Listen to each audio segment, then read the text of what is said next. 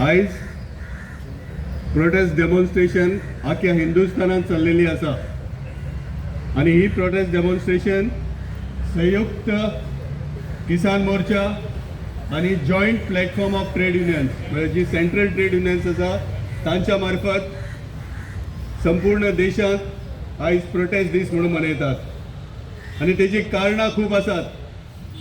प्रामुख्यान जे बजेट जाला त्या बजेटान सर्वसामान्य मनशाक खंयसरूच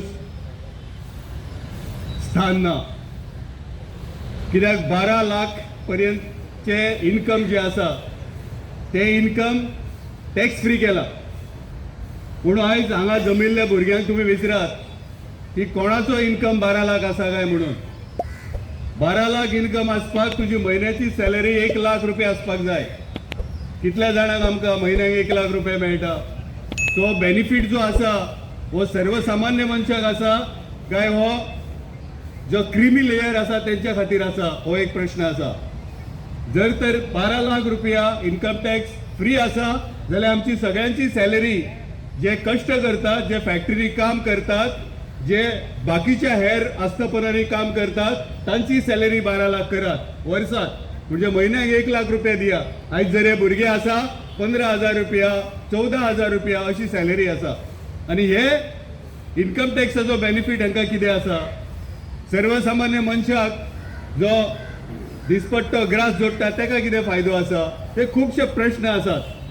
ह्या बजेटान ह्या सरकारान एज्युकेशन आनी हेल्थाचे जे प्रावधान आसा ते कमी केल्ले आसा.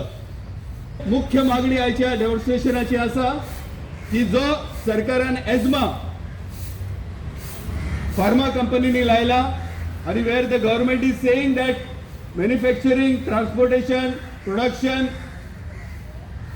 and all other activities related to pharma production is prohibited.